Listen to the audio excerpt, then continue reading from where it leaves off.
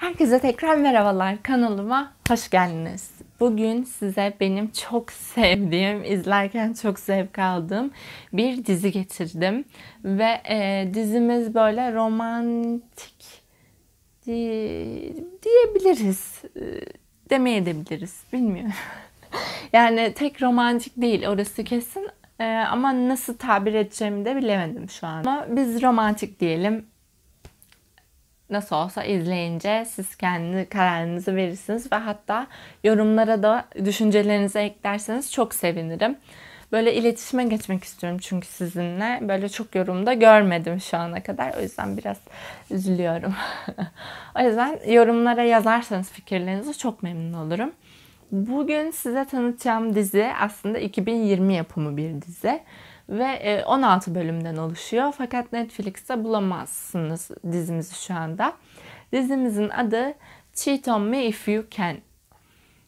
Yani başlığı bile böyle size bir neymiş bu diye düşündürtüyor bence.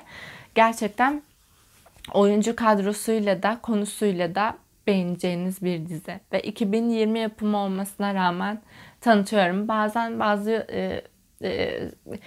çevremden de söyleyen oluyor bunu. Takipçilerimden de söyleyen oluyor. İşte daha aktif yani daha yeni dizileri paylaşır mısın tarzı ya da paylaşırsan senin için iyi olur. Evet, kesinlikle katılıyorum ve yapacağım da bunu film konusunda, dizi konusunda da, ama takdir edersiniz ki yeni diziler çıktığı zaman benim şu anki tempomda hemen bitmiyor. O yüzden ben şu anda benim depomda olan izlediğim ve sevdiğim dizileri sizle paylaşıyorum. Şimdi bu dizimizin kadrosuna hemen geçmek istiyorum.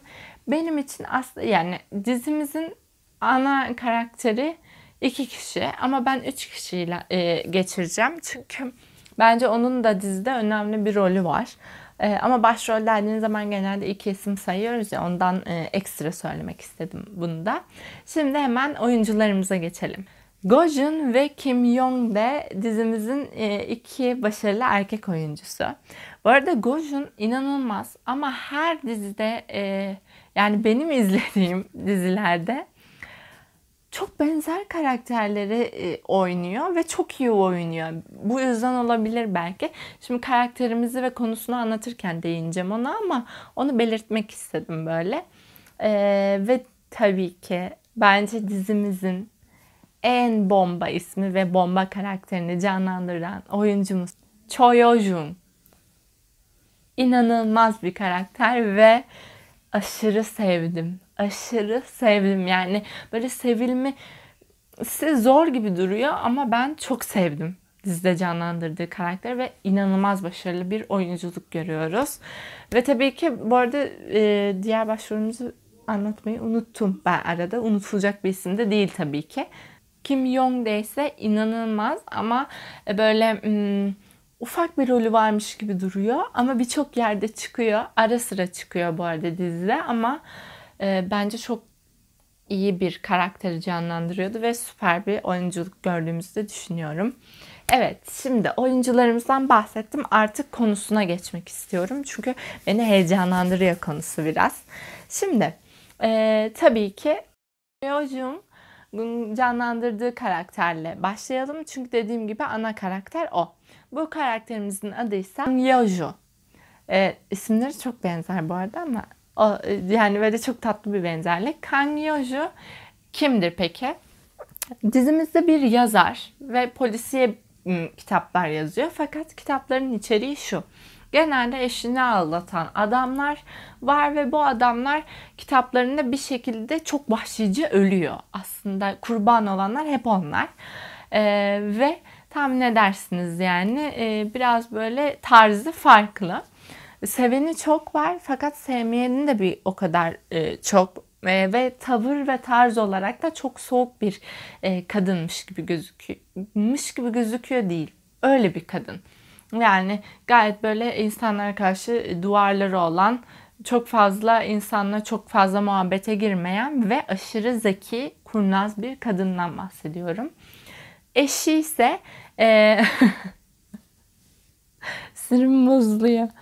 Eşi ise Go-jun tarafından canlandırılıyor ve canlandırdığı karakterin adı ise Han Woo-sung. Han Woo-sung bir avukat, boşanma avukatı ve ülkede böyle ideal koca olarak anılan bir adam. Karısına müthiş aşık, hiçbir kusuru olmayan, muazzam bir profil çizen ve bu karısına sevgisini de böyle programlara çıkıp işte ulusal koca diye geçiyor hatta dizide. Düşünün, öyle bir adam yani. Tabii ki her insan gibi kusurları olan bir adam. Hatta biraz fazlasıyla kusuru var. Çünkü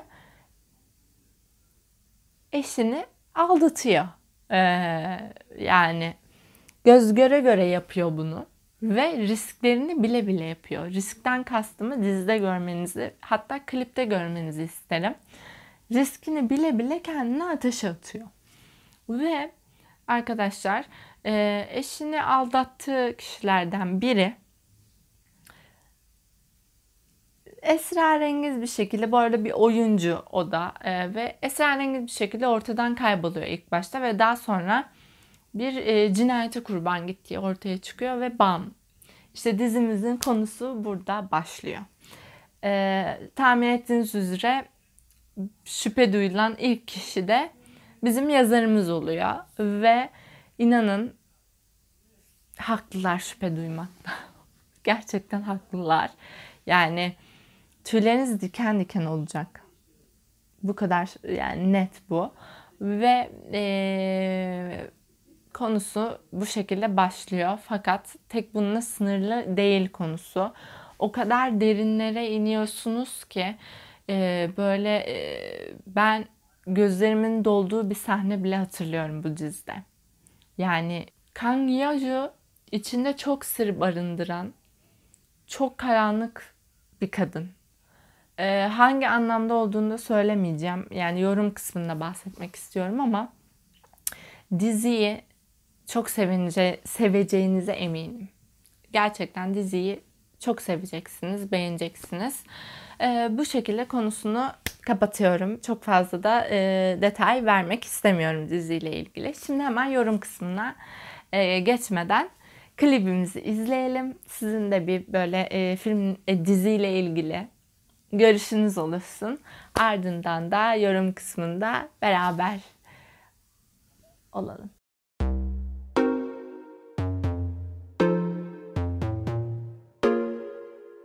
그렇게 숨기려 했던 너만의 작은 비밀 모른 척 넘어가줬지 또 한두 번을 보내 익숙했니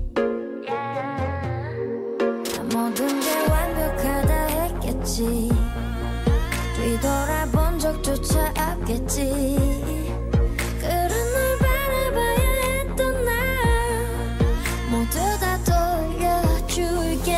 차가운 시선을 느껴봐 I'm never gonna love again 또 한 번 그 입을 돌려봐 I'm never gonna love again 달콤한 듀 같은 sugar sugar sugar 난 녹아내려 sugar sugar sugar 또 빠져들어 sugar sugar sugar leave me 이제는 잊어버렸지 어차피 이렇게 시작된 걸 가슴 속에 맺힌 너의 그 향기 그 모습이 아직도 나를 자극하네 oh yeah 모든 게 완벽하다 했겠지 뒤돌아본 적조차 없겠지 모두 다 돌려줄게 차가운 시선을 느껴봐 I'm never gonna love again 또 한 번 그 입을 돌려봐 I'm never gonna love again 비겁한 가락으로 눌러내 널 이젠 놔버려 You have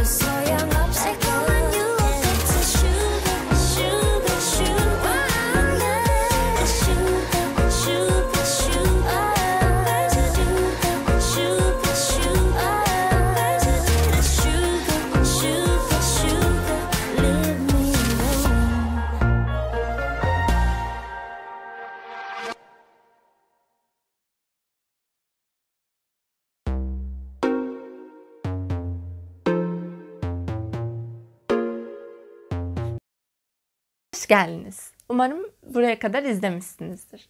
En azından klibi izlemiş olmanız bile benim için yeterli. Zaten yorum kısmı spoiler içeriyor diye hep söylüyorum. O yüzden yani yorum kısmını diziyi ya da filmi izledikten sonra izlemeniz çok daha iyi olur ki spoiler yemeyin. Evet, benim bu dizi için yorumum, yani senaristi gerçekten canı gönülden tebrik ederim. Müthiş bir konu, müthiş bir kadro ve oyunculuk. Ya bu diziyle ilgili bunların hepsini söyleyebilirim. Yani ve karakterleri de ben şunu bir tek, bakın dizi hakkında bir sevmediğim durum var. O da şu. Yani belki bunu şeye bağlayabiliriz. İşte insanların ya aşkı, sevgisi gözünü karartır ya gibi bir yere bağlanabilir ama yani Kang Yeoju'nun çok zeki ve her şeyi anlayan bir kadınken eşinin onu aldattığını başta anlamasa bile daha sonra anlamasını bekliyordum. Ve hatta benim için ideal son boşanmaları olurdu. Gerçekten. Yani evet, boşanmalarını isterdim. Bunu söylüyorum çünkü eşi cidden, ben hayatımda bu kadar egoist, böyle sinir bozucu falan diyormuş. Ama cidden bir insan eşini bu kadar, yani neden yapıyorsun bunu ya? Git boşan, ne yapıyorsan yap yani.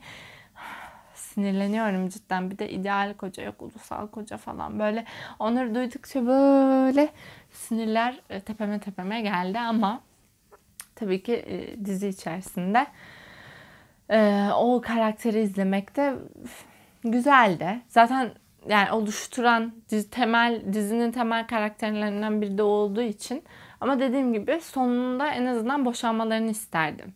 Yani öyle bitişi de fena değildi bu arada. Hani böyle ne oldu falan, ama ben boşanmalarını isterdim. Ve işin aslı, ben zaten şiplemeye başlamıştım bile. Söyleyeyim mi çiftimizi? Tahmin etmişsiniz. Cha Soo-ho ve Kang Yeoju'yu şipliyordum ben dizide. Finalinde. Yani finalinde. Çok da tatlıydı bu arada aralarındaki diyalog. O final sahnesinde işlerim var deyip kalktı böyle, ama hoşuna da gitmedi değil bu itiraf. Neyse. Onları yani olabilirdi bence. Ben görsem mutlu olurdum. Boşanmış ve onunla evlenmiş mesela. Mutlusu. Güzel olabilirdi ama böyle de güzel olmuş. Bu arada Kang Yeoju'nun hayatını derinlemesine görmüş olmamız ve ne kadar ağır şeyler atlattığını görmek inanılmazdı. Ve yine politikanın bu karanlık yüzü, yani inanamıyorum ya, gerçekten çok tehlikeli bir şey. Çok ürperiyorum yani bu konularda ben izlerken de. Her ülkede bu geçerli herhalde. Böyle işte politik gücü olan ya da bir şekilde güç sahibi olanlar çok fazla karanlığa girebiliyor ve her şeyi yapabiliyor. Gözleri dönmüş yani. Bilmiyorum. Enteresan bir konuya değinmiş olmasını da sevdim. Ve aslında Kang Yeoju'nun bu hale gelişini de neden olduğunu da görmüş oluyoruz. Bir çocuk için çok büyük bir travma. Korkunç yani, annesini o şekilde kaybetmiş olması. Bir de onu tekrar yaşadı. O bölümde benim gözüm dolmuştu. Yani utanmadan o bardaklarla falan, yani ne yapıyorsun dedim o bölümde, ama çok başarılıydı oyunculuklar. Genel anlamda ben diziye bayıldım. Çok güzel bir diziydi. O yüzden de sizle paylaşmak istedim. Umarım beğenmişsinizdir konusunu ve klibini. Yorumlarınızı görmeyi çok isterim. Bugünlük benden bu kadar. Bir sonraki videoma kadar kendinize iyi bakın. Hoşça kalın.